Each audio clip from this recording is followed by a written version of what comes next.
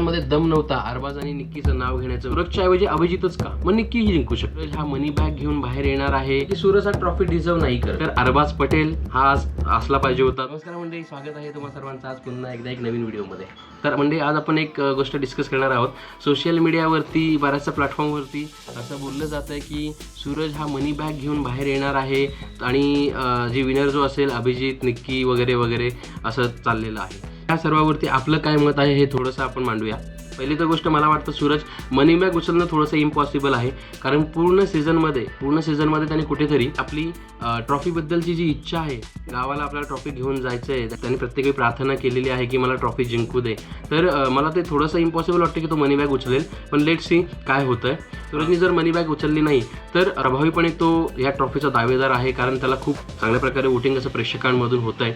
दुसरा मुद्दा असा की आता प्रेक्षकांमध्ये दोन गट आहेत. एक गट आहे त्याचं म्हणणं असं आहे की ट्रॉफी हा सूरज जिंकला पाहिजे, तो त्याचा हकदार आहे, कारण लोकांचा त्याला सपोर्ट आहे.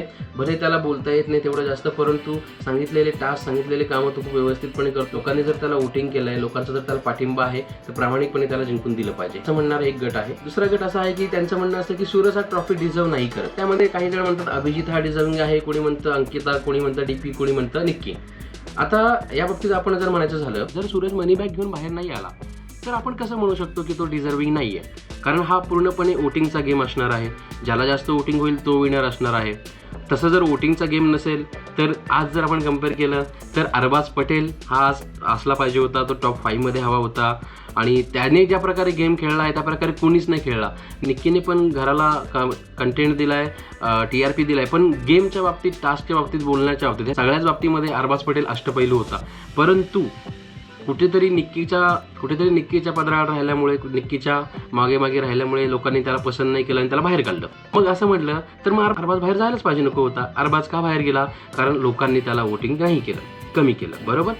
तर मग आत्ता जर अरबाज बाहेर गेला वोटिंग कमी असल्यामुळं, तर मग ट्रॉफी विनरच्या बाबतीत हा दुजाभाव का?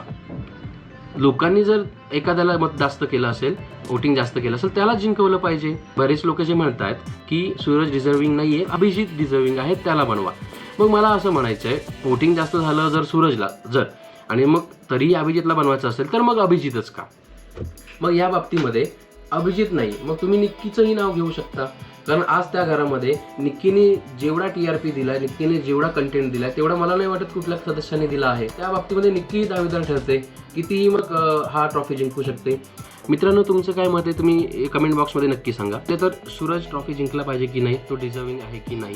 दुसरं, मग सूरजच्या ऐवजी अभिजितच का, मग निक्की ही जिंकू शकते, कारण निक्कीने तेवढा कंटेंट, तेवढा TRP शोला दिलेला आहे. भले ते निगेटिव्ह आहे, परंतु काल बिग बॉसच्या घरामध्ये जे फॅमिली शो झाला काल, त्याच्यामध्ये जान्हवीच्या नवऱ्याकडून बिग बॉसने वधवून घेतलेला आहे की अरबाज दोघे एलिमिनेशनमध्ये होते आणि जान्हवीचा नवरा सांगत होता की तिचा मुलगा असा म्हणला की निक्की बाहेर गेली तर शो कोण बघणार.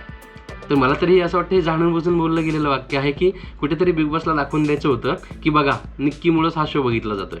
मित्रांनो, तुम्हाला काय वाटते कमेंट बॉक्समध्ये नक्की सांगायला. क्लिअर करतो, मी अंकिता, अभिजित, DP यांचा हेट करत नाही, मी ह्यांना सपोर्ट करतो, पण कुठेतरी मी सूरज नंतर ह्या लोकांना सपोर्ट करतो. अभिजित, पॅडीदादा, अंकिता हे त्या घरामध्ये आहेत, ह्याचा मलाही कुठेतरी अभिमान आहे, कारण ही कोकणी लोक आहेत आणि मी एक कोकणी माणूस आहे, तर मला त्यांचा नक्कीच अभिमान आहे.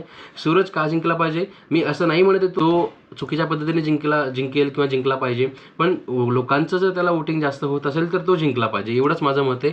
ज्याला कोणी लोक जास्त वोटिंग करतील त्यालाच जिंकवलं पाहिजे, मग तो अभिजित असला तरी मला काही प्रॉब्लेम नाही. असं बिग बॉस वोटिंगच्या नावाखाली कुणालाही जिंकू शकतील तिथे, पण आपल्याला सोशल मीडियावरून वगैरे प्लॅटफॉर्म्सवरून जे रिव्ह्यूज येतात, जे पोल येतात, त्याच्यावरून कळतं आपल्याला की लोकांचा कुणाला जास्त पाठिंबा आहे. प्रत्येक पोल्समध्ये सूरज हा 40 ते 45% वोटिंग घेऊन लीड करतो. असं नाही होऊ शकत की बिग बॉसमध्ये डायरेक्टली तो मागे जाईल आणि ह्या बाकीच्या पोल्समध्ये तो पुढे राहील. थोडाफार फरक राहू शकतो, पण एवढा मोठा फरक नाही पडत. अजून एक मुद्दा, बरेच जण सोशल मीडियावरती सूरजला MC स्टॅनशी कम्पेअर करतात की बाबा MC स्टॅनच्या वेळी पण असंच झालं आणि तो यांनी काहीच नाही केलं घरामध्ये आणि तो ट्रॉफी जिंकून गेला आणि आता सूरज पण तसंच घेऊन जाणार. तर त्यांना माझं एकच म्हणणं आहे, तुम्ही एकदा परत जाऊन MC स्टॅनचा जो सीझन होता, तो हिंदीचा सीझन होता, तो बघा तुम्ही. MC स्टॅनने घरामध्ये कशा प्रकारे टास्क खेळले वगैरे बघा. त्यानंतर तुम्ही सूरजचा टास्क वगैरे बघा. हा भले त्याला कळत नाही, सांगितल्यानंतर तो करतो, पण त्याने ज्या पद्धतीने टास्क खेळले, ज्या प्रामाणिकपणे खेळलेत, त्याचा 100% येऊन त्यांनी जे टास्क खेळलेत आणि बऱ्याचशा टास्कच्या वेळी तर तो गेम चेंजर राहिलेला आहे. बरेचसे टास्क त्यांनी जिंकूनच दिलेले आहेत. तो कुणालाही घाबरला नाही, सरळ जाऊन भिडलेला आहे. तो अरबाजला भिडला आहे, तो वैभवला भिडला आहे, तो सगळ्यांना भिडला आहे, न घाबरता भिडला आहे. चूक तिथे चूक बोललाय. लोकांमध्ये दम नव्हता अरबाज आणि निक्कीचं नाव घेण्याचं नॉमिनेशनमध्ये. तिथे ह्या सूरजने अरबाज आणि निक्कीचं नावं घेतलेली आहेत. निक्की वर्षाताईंना चुकीचं बोलली किंवा अरबाज निक्कीच्या मागे मागे करतो असे नावं घेऊन त्यांना नॉमिनेट केलेलं आहे. अशा नॉमिनेशन्समध्ये अंकिता, डीपी असे बरेच लोक आहेत ज्यांनी त्यांची नावं सुद्धा घेतली नाही, पण ह्या पोराने दम दाखवला होता आणि त्यांची नावं घेतलीत. तर गेम त्यांनी दाखवला आहे. तुम्ही जाऊन एकदा दोघांचं गेम बघा आणि मग तुम्ही सांगा की कोण चांगल्या पद्धतीने खेळला. तुम्हाला काय वाटतं की खरंच MC स्टॅन आणि सूरज ह्या दोघांचा गेम तसाच आहे का? कमेंट करून नक्की सांगा आणि पहिला आपल्या व्हिडिओला लाईक करा. जे आपल्यामध्ये पटणार नाहीत त्यावरती असंच बोलू.